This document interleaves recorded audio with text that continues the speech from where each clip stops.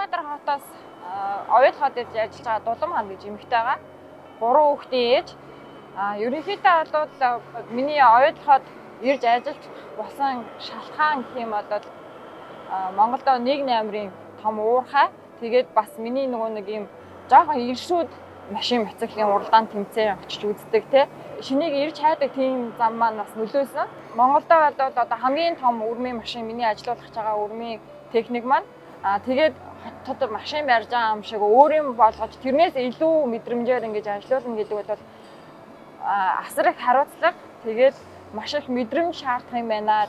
Аюулгүй ажиллагаагаа нэг номерт тавиад тэгээд нөгөө хамт ажиллаж байгаа хүмүүстэй харилцан хамааралтай холбоотой ингээд ажиллах юм бол ерөнхийдөө одоо эрсдэлгүй ажиллах ер нь бол боломжийг манай компани зүгээс 100% хангаж өгж байгаа гэж харж байгаа.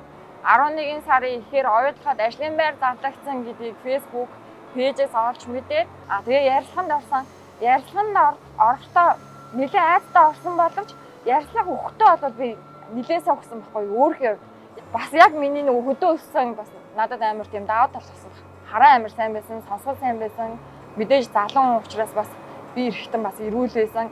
Яг уурхай дээр ирээд уурхай одоо тэр хэсэг рүү орчлоо би өөрийгөө уурхайд тэнцчлээдээ тийм уурхайд ажил орж ин да гэдэгтээ итгээгүй.